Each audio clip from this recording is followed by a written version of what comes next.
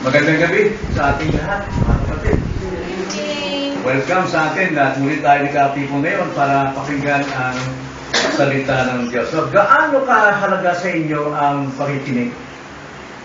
Gaano kahalaga sa inyo ang pakikinig? Ito ba importante? Ito ba ay baliwala? Ito pa ay hindi natin papansinin? Alam nyo, kaya tinignan ko yung tsunami sa Thailand year 2004. At ang kumukuha ng video, isa sa mga turista.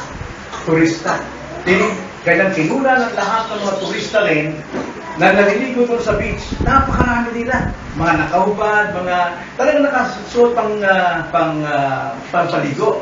At sa likuran naman, tinignan ang swimming pool. Napakalaking swimming pool. At masayang-masaya ang mga tao. At habang naliligo sila, nagtataka sila bakit daw yung dagat bumababaw. Parang hinihila papunta sa kalagitnaan. Kaya ang mga tao naman, dahil sabik sila roon sa dagat, sumusunod sila roon sa dagat. Nakikita lang kumakati. At tungtuwa sila, nakakapamulot sila ng mga shells, talagang nag-i-enjoy sila. Pero yung mga tao na sa taas, sa building, nakikita nila ang buong pangyayari, yung buong senaryo. Nakikita nila sa malayong lugar ng kalangitan, namumuti. Namumuti ang dagat at maitim sa likod. At habang ito ay lumalapit, nagtataka sila, ano ito? Ano itong, bakit parang pumuputi yung dagat? At maraming barko ang nakadaong doon. At isa sa kanila, sabi na, tsunami ito. Kaya nung sinabing tsunami, sinigawan lahat nila yung mga tao nandun sa dagat na umalis kayo dyan. Delikado ay dumarating ng malakas na alon, talagang tidal wave, ang laki talaga. Pero yung mga tao, nagtatawanan lang. At yung iba naiinis dahil bakit sila pinipilit na pumunta ron sa tabi. Tinatawagan sila, nagtatawa, at ang iba naman, sige lang pamumulot. Pero hindi na napapansin na palapit yung talagang tidal wave. Nagsusumikaw itong mga tao, bumaba ng iba para sigawan, para talagang paalisin sa tabi ng dagat, pero walang nakinig. Pero yung mga nakinig, huli na dahil eto na, gabilding na kalaking alon ang dumating sa kanila. At alam nyo na, katapusan nun, patay sila lahat. Libo-libong mga tao ang namatay, pati doon sa swimming pool. Libo-libo. Bakit? Hindi pinansin ang panawagan. Hindi pinakinggan yung warning. Hindi na pinakinggan yung pagbabala. Dahil yung mga tao na sa taas, nakikita nila ang buong pangyayari. Pero yung mga nakababad sa dagat, hindi na lang nag-iingay sila. Pero tanong ko sa inyo, gaano kahalaga ang pakikinig? Gaano kahalaga ang pakikinig? Napakalaga ng pakikinig. Ito ang turo ng Panginoon na mababasa natin sa Matthew chapter 13, verses 1 to 9, kung gaano kahalaga ang pakikinig ng pangangaral ng salita ng Diyos. Basahin natin. Matthew chapter 13, verse 1 hanggang 9. Nang araw ding iyon, ay lumabas si Jesus sa bahay at umupo sa tabi ng dagat. Nagtipon-tipon sa palibot niya ang napakaraming tao. Kaya sumakay siya sa isang bangka at umupo roon samantalang ang lahat ng tao ay nakatayo sa baybayin. At nagsalita siya sa kanila ng maraming bagay sa pamamagitan ng mga talinghaga na sinasabi, makinig kayo! Makinig kayo! Isang maghahasik ang humayo upang maghasik. Habang siya'y naghahasik, may mga binhing na hulog sa tabing daan. At dumating ang mga ibon at kinain nila ang mga ito. Ang iba naman nahulog sa batuhan at do'y kakaunti lamang ang lupa. At kaagad silang sulibol, yamang hindi malalim ang lupa. Kaya pagsikat ng araw, ang mga iyon ay natuyo At dahil sa walang ugat, ang mga iyon ay tuluyang nalalagtan. Ang iba ay nahulog sa mga tilikan. Lumaki ang mga tilik at sinakal ang mga iyon. Ang iba ay nahulog sa mabubuting lupa at namunga. Ang iba ay tig-100, ang iba ay 60, ang iba ay 30. Ang mga may pandinig ay makinig. Ang mga may pandinig ay makinig. Kung ang ating Panginoon mismo ang nag-anyaya sa ating makinig, sapagkat siyang nakaalam kung anong panganib ang dumarating sa atin, dapat tayo makinig. Ako lahat, tayo muna ay manalangin. Opo, Panginoon, nawa huwag po namin sarhan ang aming tenga dahil po sa aming pong kasalanan, dahil po sa mga sabi-sabi ng iba na sayang lang ang pakikinig ng pangangaral ni Jesucristo. Nawa, Panginoon, ngayong gabi, tulungan niyo kaming magpakumbaba na aminin namin, Lord, na talagang mabigat sa aming tenga kapag nakakarinig kami ng pangangaral, na kami kinakausap sa aming mga kasalanan. Ngunit alam namin, Lord, na ang pangangaral ng salita ay inyo pong nilayon na aming pakinggan upang kami maligtas sa tiyak na panganib na kamatayan. Kung aming dalangin sa pangalan ng Panginoong Hesus. Amen. Now, ang pangangaral dito ng Panginoon na humahamon sa atin na pakinggan natin ang kanyang turo ay mabiyaya. Sapagkat gumamit siya ng talinhaga. Kapag ang Diyos ay gumamit ng talinhaga, gumagamit siya ng mga bagay na ating nakikita upang ipaalam sa atin kung ano ang mga bagay na hindi natin nakita na ngayon ay nasa kanyang kaharian. Dito, ang Panginoon ay gumamit siya ng mga uri ng mga tagapakinig. At yung uring tagapakinig na ito, maring ito ay tumutukoy sa atin. Isa rito ay tumutukoy sa atin. May paraan ng Panginoon sa pagtuturo upang hikayatin tayo sa tiyak na kaligtasan dahil dumarating sa atin, hindi natin alam. Dahil tayo nakaupo sa karagatan ng sanlibutan, ngunit ang ating Diyos, nakatingin siya sa malayo kung ano ang darating sa ating buhay. Dahil kung hindi totoo, bakit kailangan ipangaral ang kanyang salita? At gumamit siya ng 4 na uri ng mga taong nakikinig. At sana makita natin kung saan tayo doon. Una, inilarawan ng Panginoon ang isang taong nakikinig sa isang tabing daan. Sa isang daan sa tabi. Doon niya itinuring ang mga taong ito. Ang ibig sabihin nun, ito yung mga taong puso nila hindi handa.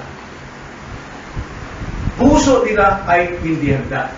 Dahil ang Panginoon siya ngayon ay nakaupo doon sa bangka at kanyang ipinatulak ang kanyang bangka sa medyo malalim-lalim na dagat dahil puno-puno ng mga tao. Grabe ang gustong makinig sa kanya. Ngayon para siya makaiwas doon, ay lumayo siya ng konti sapagkat tinuturuan niya na hindi lahat yung mga taong napakarami niyan ay mayroong totoong pakikinig. Kaya kanyang inisa-isa na maaaring sa lahat ng mga taong yun ay isa sa kanila nasa 4 na uri. At unang uri ay yung mga taong nasa daan o ang daan na puso. Ibig sabihin, pusong hindi handa. Tingnan sa atin sa verse 4. Habang siya'y nag-aasik, sabi ng Panginoon, nakita niyo magsasakang yan? So, kita-kita nila. Yung magsasakang yan, nag-aasik siya ng, nagtatanim siya ng binhi. Dahil gusto niya magtanim ng trigo marahil. At mas dalhin nyo, sa kanyang pagtatanim, yung may mga binhi, ang sabi niya sa verse 4, may mga binhing nahulog sa tabing daan. At dumating ang mga ibon, at kinain nila ang mga ito. Now, alam natin, kung tayo ay galing sa probinsya, sa mga magsasaka, alam natin, kapag inararo yung bukid, mayroon tayong pilapil sa gitna. At yung pilapil na yun, doon ang daanan ng mga tao. Hindi natin nila araro yun dahil daanan yun. Kaya yung lupang yun, napakatigas. Pero ang paraan ng pagtatanim noon ay saboy. Hindi tulad sa atin ngayon, na kailangan mo ng bareta, bubutasin mo, tapos maghuhulog yung iba doon ng binhi, butas na naman. Hindi gano'n. Noong araw, saboy. Kaya mayroong binhing napunta sa daan. At itong daang ito, tumutukoy sa tao na ang puso niya ay hindi handa. Bakit? Hindi naararo. Ibig sabihin, maaaring ikaw ito, napadaan ka sa gawain o napunta ka sa isang lugar, ano ba itong ginagawa nitong mga sabing mga born again na ito? Magpusyuso na. Maaaring ikaw yun. Nagpupusyuso ka lang, napabisita ka lang. Hindi handa ang puso mo. Matigas ang puso mo. Tulad ng nasa daan. Now, ano ibig sabihin ito? Tingnan niyo ang sabi sa verse 19. Andun yung paliwanag eh. Chapter 19. Ang sabi dito, kung ang sino man ay nakikinig ng salita ng kaharian at hindi niya ito inuunawa, darating ang masama at hindi niya ito darating ang masama at aagawin ang naihasik sa kanyang puso. Ito ang naihasik sa tabing daan. Kung ating mabasahin yung verse 4 na ating binasa kanina, ang sabi nito, habang siya'y naghasik, may mga binhing nahulog sa tabing daan at dumating ang mga ibon at kinain nila ang mga ito. Pero paliwanag doon sa verse 19, yung mga ibon na yun, ito yung mga masasama. Marahil ito ay masasamang pangyayari, pero naniniwala ko, ito yung mga taong masasama. Na, sa iyong pag-usyoso, nakalig ka ng magandang pangangaral. Gusto ko ito maganda ito. Wala naman parang masama rito. Nag-usyoso na siya. Wala talaga siyang layunin na paliwalaan at tanggapin yung kanyang mga napakinggan. Kaya ang binhi, nasa ibabaw lang ng kanyang puso. Dahil ang puso niya matigas. Pero tumatanggap siya. Kaso ng pagdating ng ibang tao, at sasabihin sa'yo, alam mo, magsisiraan ka ng ulo pag sumama ka sa kanila. Hindi mo kaya yan. Hindi mo kaya ginagawa nila. Sila mga panatiko. Ikaw marami ka pang bisyo, umalis ka dyan. Huwag ka maniwala sa kanila. Nangyari ba sa inyo yan? Ganon. Ang pusong hindi handa o hindi naararo, hindi nabigyan o hindi nasyaringan noon pa, ang puso niyan sarado. Kaya pag nakatanggap siya ng konti, agad inaagaw ng masama. Kaya, hindi talaga tatagal. Mawawala. Kaya pag alis siya sa gawain, sabay dinig, ba't sasabihin mga tao, hindi ko maintindihan. Hindi ko maintindihan. Kalokohan talagang ginagawa nila, no? Oo nga, kaya ako hindi sumasama dyan eh. Kalokohan din eh. Alam nyo, pag sinasabing kalokohan yan, dahil sila ay talagang handa silang magsakripisyo ng buhay nila, hindi mo kayang pasukin yan. Sabi ko sa iyo, mga kapatid, nung ako mag-apply sa Saudi, bilang isang trailer driver, nagmamanihan ko rito sa Maynila. Trailer driver din ako. Ang minamanihan ko, international, Kenworth, na malaking truck. Pero pagdating ko sa tanong ko doon sa agency na ang mamanihan namin doon ay autocar, American truck. Sabi ko, hindi ko pa alam yun. Pero kailangan mo nang pumasok ako sa kumpanyang yun. Nung tanungin ako, Mr. Gadula, kaya ba ito? Opo, kaya po ito. May karasan ka ba rito sa truck? Wala po, pero Kenworth, nakaklaras na ako. Hindi ko sinabing, hindi ko kaya yan. Hindi ko kaya. Ang unahin mo muna, huwag mo intindihin yung makakayanan mo sa loob, kundi ang intindihin mo, makapasok ka muna. Di ba? Pag nag-apply ka ng trabaho, hindi mo alam kung ano gagawin mo sa loob. Pero kailangan pumasok ka muna. Hindi lahat ng bagay sasalibot ay sa kaharian ng Diyos o sa kaligtasan, ano mo na kagad bago ka papasok. No, hindi mo alam. Kaya ka nga, dapat pilitin mo, sikapin mo, makapasok na sa ganun, malaman mo kung anong pangyayari sa loob ng kaharian ng Diyos. Kasi magpapaniwala sa mga taong gusto umagaw ng binhi na natanggap ninyo. Sikapin mo dahil ang kaligtasan, sarilingan yan. kanya-kanyang kaligtasan. Dinikalawa, inilarawan ng Panginoon sa verse 5, ganito ang sabi, ang iba naman nahulog sa batuhan, na dooy kakaunti lamang ang lupa, at kaagad silang sumibol, yamang hindi malalim ang lupa. Dito inilarawan ng Panginoon ang panibagong tagapakinig sa batuhan. Ang ibig ko sabihin ng batuhan, yung puso niya mabato. Malambot, pero mabato sa ilalim. Kasi habang nag-aalaro yung magasik na yon, yung lupa, gumagano, di ba? Talagang tumatalsik yung lumas tabi. Tapos may mga bato doon, na malaking bato, pero natapunan ng lupa. At dahil yung lupa roon, napakalambot noon. Madaling tumanggap ng binhi. Konting halumikmik lang, agad sumisibol agad yung tanim. Pero, yung tanim na yun, hindi makapangugat dahil bato yung sa ilalim. Kaya pagdating ng init, pagdating ng araw, lanta agad. Di ba?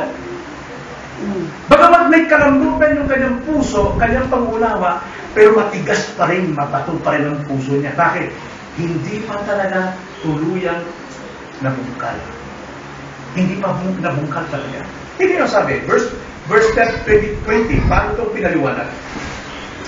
Verse 20. Ang napasik sa mga batuhan ay yung nakikinig ng salita, nakikinig na ito. At agad niyang tinanggap ito na may kagalakan. Now, bakit madali niyang tanggapin? Dahil manipis yung kanyang lupa. Madaling taniman ng bini at ang bini madaling tumubo. Dahil malambot yung lupa. Kaso nga lamang, bato sa ilalim. Ito po ang ibig sabihin. Maring ikaw ito. Maring sa una mong pag-attend o sa una mong pakikinig ng salita ng Diyos kung tuwa ka, ano, ito na. Ito na talaga. Ayaw mo ng buwitaw dito. Talagang ito na ang katotohanan. Ang sarap dito. Alam mo, pastor, gusto ko sana, linggo na lang palagi. Para, lagi ako makinig ng salita ng Diyos.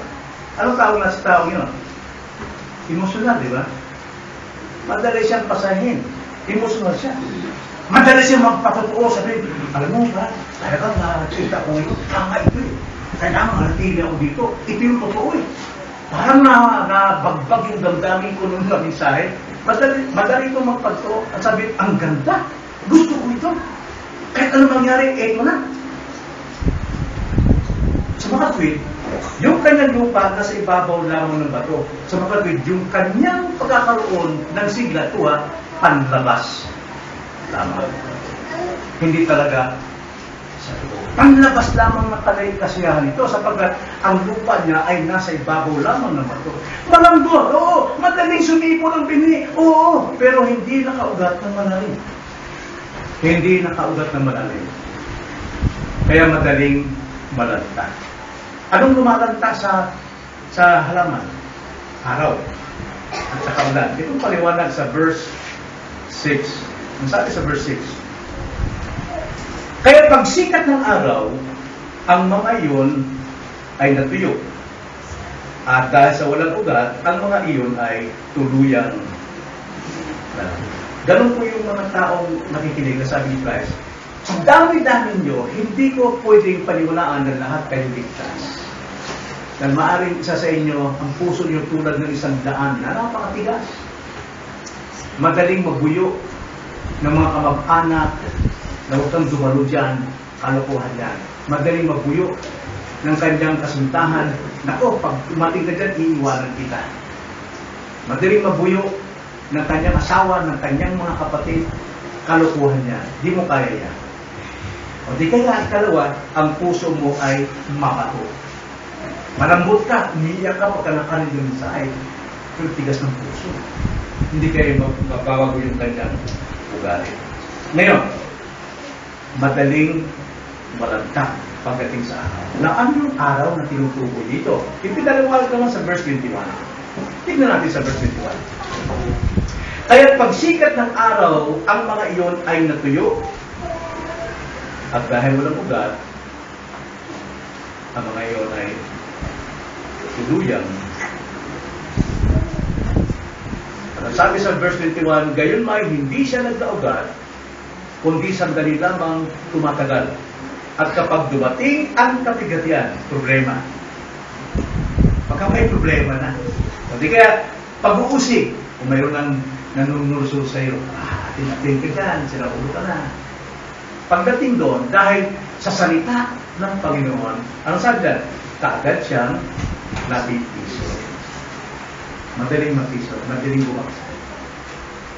Ngayong init ng araw dito na nagpapalantak sa isang binhi, ito yung init ng panunulsol ng mga taong nasa paligid mo. Para ikaw matuyo, malanta sa iyong paniniwala. Dahil matigas pang puso. Huwag mo intindihin na matigas pang puso mo, ay intindihin mo, makapasok ka muna sa kanya. Marami tayong pinuproblema eh. Diba? Pero hindi pa nga tayo nakakapasok, pinuproblema na natin. Hindi. Ang problemahin muna, paano ka makapasok sa karya ng Diyos. Matigas pa ang puso niya, hindi talaga nabungkal. Kaya pagdating sa maliit na problema lang isang salita, tumigil ka dyan, sa atin mo dyan. Opo, Nay. Sabi ni Mr. Tumigil ka dyan. Sa asawa niya. Pag hindi ka tumigil dyan, hindi ko magbibigay ng pera. O sige na nga. Wala na. Hindi mo may pagtanggol ang iyong natanggap na paniniwala.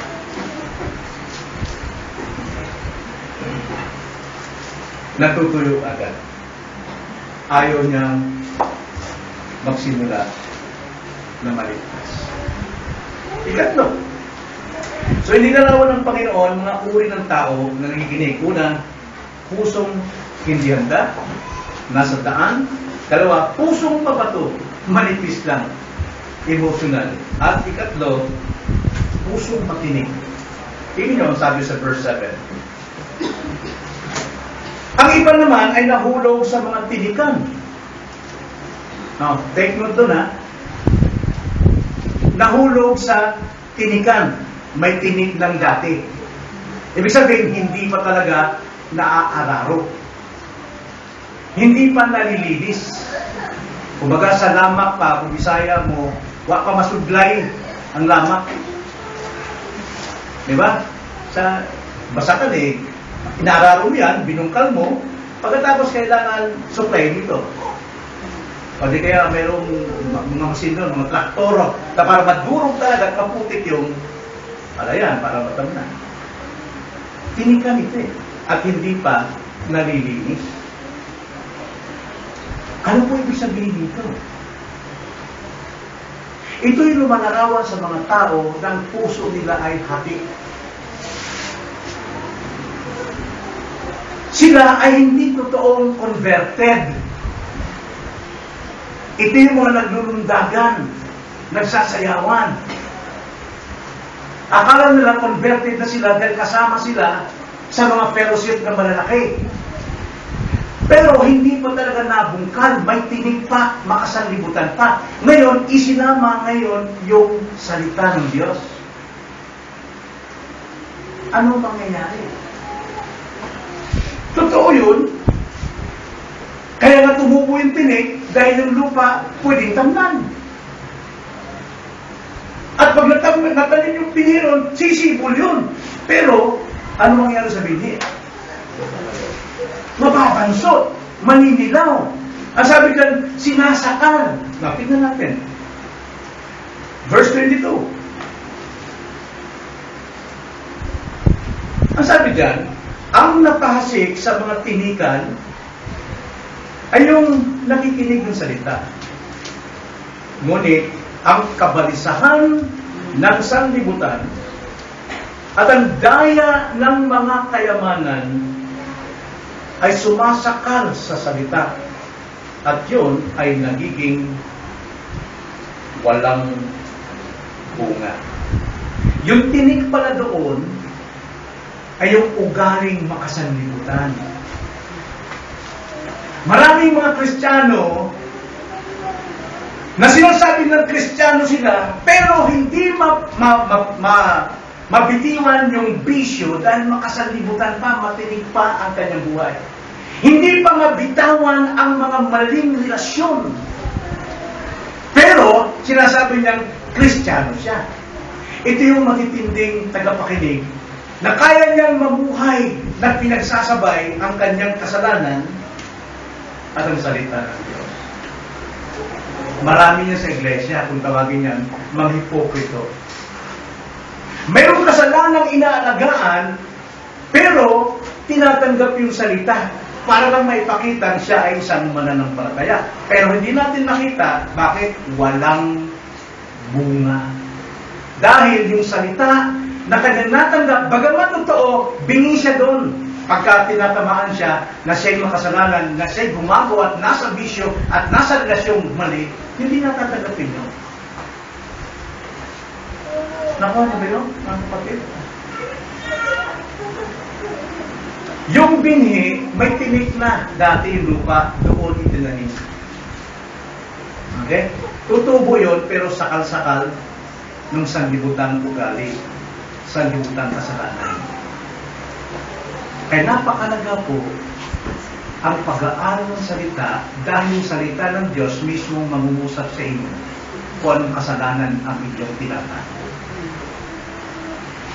Pero kung nalaman ninyo na kayo tinakausap ng Diyos, pero inyong tinatakpan, katulad kayo noong pusong tinikan. Wala pong kaligtasan niya. Wala pong kaligtasan. Dahil ang makasanlibutang isipan at magagawa nito ay nasa kanya pa. Nasa kanya pa. Kilala niyo si Cyrano? Yeah? Fanny Cyrano. Ang sabi niya, born again siya, pero hindi niya mabitiwan ang kanyang pagiging. Ha? Nakikipag-boyfriend, nakikipag-asawa pa rin sa mga illicit sex. Pero, at the same time, napupuri. Oh, sumasamba. Ito yung sa tinigan. O di kaya naman, yumayaman siya sa kanyang trabaho dahil nanghuhugot ng daraya, pero sumasamba every Sunday.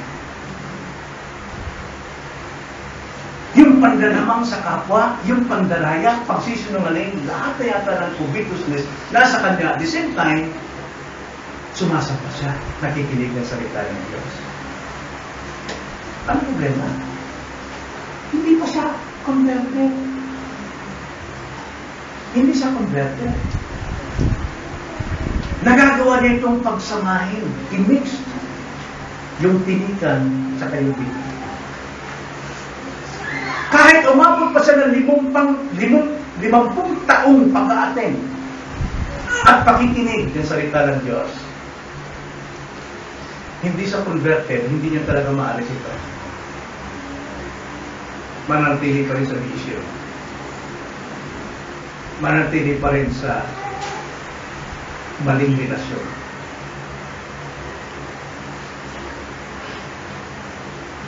At dahil matagal na siyang kumatin, absorb niya lahat ang katotohanan na napapakinggan niya. Intellectually, alam niya lahat ang doktrina.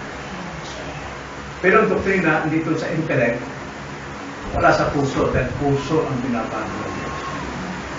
Kaya nga itong talinghagang ito ay talinghaga ng klase ng mga puso.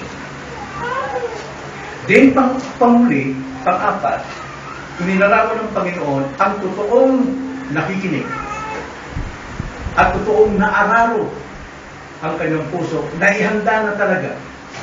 Talaga namang handang-handa na. Ang tawag dito ng Panginoon ay mabuting lupa. Verse 20, sa verse 8. Ang sabi sa verse 8, ang iba ay nahulog sa mabuting lupa. At ano ang nangyari? Namula. Gano'ng karaming bunga? Yung iba, tig-100. Yung iba ay 60. Ang iba ay 3. Anong sekreto? Ang may pandinig ay makinig. So makikita natin ang totoong nagbubunga, ang totoong naliligtas. So bago tayo makapasok sa totoong kalagayan kaligtasan, ang dami pong hadlang. Una, sisimula ka pa lamang, babatiin ka na. Ahadlangan ka na. Sasabihin na, kalukuhan yung ginagawa, hindi mo kaya.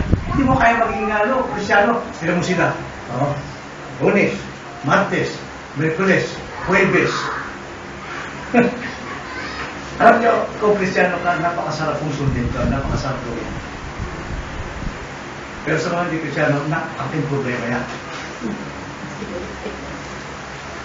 Pinoproblema nila, hindi pa sila nakakapasok. Ang problema yung paano ka muna makapasok. Para malaman mo kung gaano kasarap ang maging Kristyano. Kaya ito yung mga tao na ang kanilang puso mataba, ang sabi ng Panginoon. Dahil nakahanda itong tumanggap ng salita dahil nabungkal na. Nabungkal na maayos, talagang nalinis. Ano? Nalinis talaga. Ibig sabihin nun, ito pong ibig sabihin ito. Tingnan natin sa verse 8. No? Ang sabi sa verse 8, ibig sabihin po ng nalinis, nabungkal ng maayos, ang sabi nito, ang iba'y nahulog sa mabuting lupa, mabuti kung tawagin yan, at namunga. Yan ang mataba, namumunga, handang mamunga. Pero tignan natin sa ibang sulat, paano itong pinaliwanag. Tignan natin kay Marcos. Ano ibig sabihin anong sinasabi kay Marcos? Pakibasa nga Marcos 4:2, 4:2. Paano inilarawan dito yung taong may matabang puso o handang puso sa pakikinig? Sila'y tinuruan niya ng maraming bagay sa pamamagitan ng mga talinghaga at sa kanyang pagtuturo ay sinabi niya sa kanila, magkinig kayo, ang isang manghasik ay lumabas upang maghasik. At nangyari sa kanya ang paghasik, ang ilang gini ay nahulog sa tabi ng daan. At okay, ang doon lang. I'm sorry, mali yung aking binigay na text. Talagang matanda na. Sa 23 pala sa Matthew chapter 13, verse 20, pakibasa ang bigyan. Sorry. Matthew 30, sige. Ang napahasik naman sa mabuting lupa ay yung nakikinig ng salita at inuunawa ito na siyang talagang namumunga. Ang isa ay 100, ang iba ay 60, at ang iba ay 30. Ano po nakikita natin? Paano nasabi mataba yung puso niya? Bakit sinabi mabuting lupa siya? Ano ang kasunod na salita? Nakikinig. Ang sabi niya, di ba? Ang napasik naman sa mabuting lupa ay iyong nakikinig ng salita. Hindi nakikinig sa salita ng tao. Hindi nakikinig kung sinasabi ng mga tao, ng mga sulsol, kundi nakikinig ng salita ng Diyos. Yan ang pinalaga niya. Ano ba? Inuunawa. Hindi mo pa nga naunawaan eh. Ang madali mong unawain, yung nagsulsul sa'yo, huwag ka na makinig dyan, kalukuhan yan. Hindi mo kaya yan. Kaya ako, hindi pa ako nakikinig dyan. Nakikisama na ako. Hindi pa nga naunawaan eh. Yan po yung sabihin ng matabang lupa. Talagang mayroong desire, mayroong paghangarin talagang pakinggan at unawain ano ba talaga ang sinasabi ng Diyos dito. Kaya nga, pagka inuunawa at pinapakinggan, pasarin natin ang sinabi sa Luke 8:8, Lucas 8:8.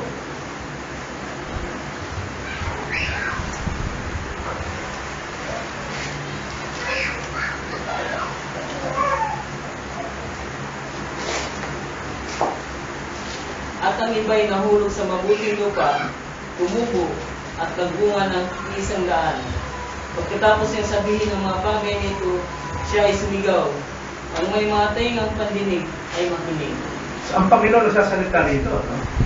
Nilarawan niya yung taong may matabang lupa, ay puso, kung paano tinawag matabang puso sapagkat ang sabi dyan, ang binhi ay tumubo. Ang sabi niya, ang iba'y nahulog sa mabuting lupa at tumubo. At pagkatapos, nagbunga. At anong bunga? Tig-100, mayroong tig-60, mayroong 30, at pagkatapos sumigaw ang Panginoon. Pag sumigaw ang Panginoon, palay ko malakas ito. Ang may tenga ay makinig. Yun ang susi. Para lumambot ang puso. Kung may tenga ka, pakinggan mo ang sinasabi ng Panginoon. Huwag mong pakinggan kung ang sinasabi ng kaaway. Walang sino man. Talagang namunga ito eh. Yung totoo, talagang namunga. Bakit? Nabilang eh. Mayroong tig-100, mayroong tig-60, at mayroong 30. Ibig sabihin, namumunga siya. Ano yung bunga tinutukoy dito? Sa palagay niyo, ano yung bunga ng pagkikinig ng salita ng Diyos? Meron ba kayo alam? Ha? Anong ibinubunga sa pakikinig ng salita ng Diyos? Faith! Pananampalataya! Makikita ninyo yung mga tao talagang nakikinig na mayroong matabang puso, hindi mo talaga matatanggihan ang kanyang pananampalataya. Kaiba ang kanyang pananampalataya kaysa paniniwala ng mga taong bato ang puso, matigas ang puso, at matinig ang puso. Magkaiba po. Magkaiba talaga. Sa simula pa lamang ng kanyang pakikinig, wala nang kontra sa kanyang pakikinig. Talagang desidido siya. Hindi niya ikinakatwirang, sa pilitan to, walang sa pilitan. Alam niyo, mayroon akong pamangking ganit. Walang sa pilitan, ma! Now remember this. Tandaan niyo ito. Bilang mga Kristiyano, natatanaw natin ang darating na kapamakan ng mga nasa sanlibutan. Naliligo sa kasalanan ng sanlibutan. Alam natin mayroong impyerno. Tulad nung sa Thailand, sa tsunami, yung mga nasa taas, nakita nila ang likuran ng mga tao yon. Na dumarating ang kapamakan. Pero nagtatawanan sila. Ang sabi nila, walang pilitan ito. Pakilaman mo, huwag mong pakilaman ang buhay ko. Ano nangyari sa kanila? Halos namaos na yung mga tao nagtatawag, nag-imbita, makinig kayo, makinig kayo, makinig kayo. Pero hindi nakikinig. Ay, ano natin mangyari yun sa ating mga masatuhan? At ano din natin mangyari? Kayo na rito na matagal na kayo nakikinig. Kailangan talagang may handa na ang ating puso. Nasaan kayo sa apat? Nasaan kayo? Matigas pa ba ang inyong puso sa daan? Manipis ba kayo at mabato sa ilalim kapag kunwari? O tinikan kayo, pinaghalo ninyo ang reliyon at ang inyong kasalanan? Hindi pwede yun. Talo talaga yung salita ng Diyos, sinasakal ng kasalanan. Yung salita ng Diyos, hindi talaga magkakabunga, walang bunga. Pero kung lumagay tayo sa isang puso na handang makinig at inuunawa natin at ipinamumuhay natin kung ano yung tinuturo, tiyak magbubunga. Anong bunga kayo ito? Katulad na, pananampalataya. Pero mayroon pang bunga. Anong bunga ito? Alam niyo ba yung 2 Corinthians 5:17? Nakibasa po ang 2 Corinthians 5:17. Sino mabasa?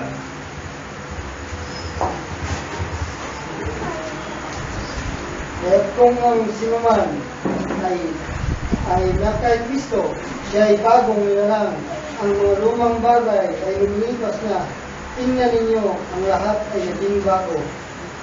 Yan! Yan ang nagbinuang bunga talaga ng mga nakinig na kay Kristo na. Dahil meron siyang pananampalataya sa mga palataya kay Kristo, kaya siya may bagong buhay. Tingnan nyo, yung mga dati wala na. Kitang-kita yun. Pero kung nandiyan ka pa rin sa pananatili mo dyan, masasabi natin, hindi ka pa converted. Wala ka. At ano pang bunga? Basahin natin Galatia chapter 5, verse 22 hanggang 23. Pakibasa. Buti may ibang boses na hindi nagbasa. Datapwat ang bunga ng Espiritu ay pag-ibig, katuwaan, kapayapaan, pagpapahinusod, kagandahang loob, kabutihan, pagtatapat. 23. Kaamuan, pagpipigil, laban sa gayong bagay ay walang kautusan. Yan. Yan din ang makikita sa atin. Unang-una dyan, pag mayroon tayong bunga ng Espiritu, andyan yung pag-ibig. Hindi pag-ibig sa sweetheart mo. Hindi. Pag-ibig sa kaaway mo. Pag-ibig sa mga taong nakakainis sa buhay mo. May ibig mo sila, matatanggap mo sila dahil yun ang puso ni Kristo na binibigay sa mga mananampalataya. At hindi lang yun, may kagalakan. Kagalakan saan? Ano walang kalagayan? Lalo na sa pagkikinig ng salita ng Diyos. May kapayapaan. May pagtsatsaga. May magandang loob. May kabutihan. May katapatan. Maamo. Hindi mukhang tegre. Malaking galing. At hindi lang yun, pagpipigil sa sarili. Pagpipigil sa sarili. Saan? Dapat tayo magpigil. Sa sex, dapat nagpipigil. Sa mga illicit sex. Pagpipigil sa pagkain, pagpipigil sa bisyo, lahat po ng pagpipigil. Pagpipili sa masamang ugali. Pagpipigil sa dila. Dapat makita yan. Bunga yan ng Espiritu Santo. Katapatan. At ang sabi ito, laban sa mga ito ay walang kautusan. Wala talagang makasabi, ang sama mo, dahil masabi kang maibigin. Ang sama mo, lakas mo magpigil sa kasalanan. Wala pong kautusan maaaring o kontra sa bunga ng Espiritu Santo. Pero tanong ko sa inyo mga kapatid ngayong gabi, matagal na tayo nandito. Ano bang layunin natin dito? Bakit tayo nangangaral? Bakit nagtitiis tayo, nandito palagi every Thursday? At bakit kailangan mag-aral para mayroong ituro sa inyo para lumago sa kalaman? Bakit? Ang tanong ko, sa palagay nyo, masama ba ang pakikinig? Masama ba ang makinig?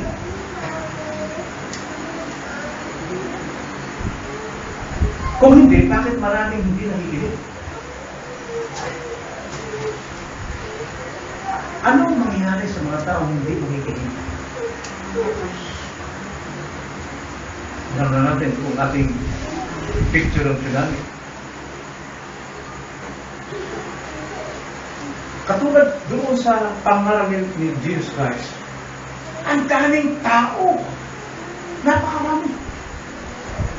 Kaya ang ginawa ng Panginoon, umupo sa isang bangka at nagpa-lalim siya para hindi siya magigpit ng mga tao para malaya siya makapagturo, makapagsalita. Pero ang sabi ng Panginoon, hindi sigurado sa inyo na lahat kayo'y maliligtas sapagkat sa inyong karamihan mayroong 4 na klaseng tagapakinig. Kung yung napakaraming taong sumusunod kay Kristo, mismo kay Kristo ay hindi tiyak ng kaligtasan, gaano pa kaya ang hindi nakikinig? Gaano pa kaya ang hindi nakikinig? Mahalaga ang pakikinig ng salita ng Diyos. Alam niyo bakit? Sa inyong pakikinig, sa ating pakikinig, nasisilip natin ang ating kasamaan. Nakikita natin ang ating pagkakasalanan. Nakikita natin na hindi tayo karapat-dapat talaga sa karera ng Diyos kung mananatili tayo sa ating kasamaan. Kailangan natin ang tagapagligtas. Kailangan natin si Kristo. Siya lamang ang maaring makatutubos sa atin upang tayo maligtas. Dahil kung sa ating sarili, katulad niya lang, marami pong hadlang, maging sarili mo. Magdadala ka sa hadlang, hindi na ako makikinig. Dahil kung yan ang batayan ng iyong kaligtasan, ang batayan mo ay ang iyong reliyon. Mga kapatid, ito lang sabihin ko sa inyo. Hindi reliyon ang napako sa krus. Hindi reliyon ang nagtigis ng dugo. Tanging si Kristo lang ang Panginoon. Kaya ang sabi ng Panginoon, verse 9, ang sino mo may pandinig, makinig. Huwag mo intindihin kung sino yung nanunusol sa iyo. Kailangan mo munang maligtas bago mo sabihin, hindi pala maganda ang maligtas. Pumasok ka muna. Bago mo sabihin, hindi mo kaya. Pumasok ka. Tayo na lang.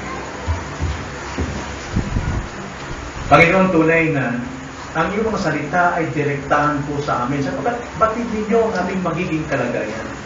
Naghihintay po sa amin ang malaking tsunami ng apoy sa impyerno kung hindi namin pakikinggan ang iyong panawagan, ang iyong panganalan. Kaya Panginoon, bigyan niyo kami ng katalinuhan at bigyan niyo kami ng katatagan upang mapagtagumpayan namin anumang mga panunursol na aming napapakinggan upang kami palamigin, patuyuin sa aming pong hangarin na makilala si Kristo na aming Panginoon at Tagapagligtas. Tulungan niyo kami, Panginoon. Napakarami pang Huwebes, napakarami pang Miyerkules, napakarami pang Linggo na may pagkakataong maunawaan namin ang mga salita ninyo na nananawagan sa aming pakinggan ang katotohanan ng aming kailangan. And Lord, kahabagan mo kami. Dahil kung kami magtitiwala sa aming sarili at susundin namin ang aming sarili, tiyak kami mapapahama. At kung kami makikinig sa panawagan ninyo, mayroon kaming kaligtasan sa inyo. Kung aming dalangin sa pangalan ng Panginoon. Amen.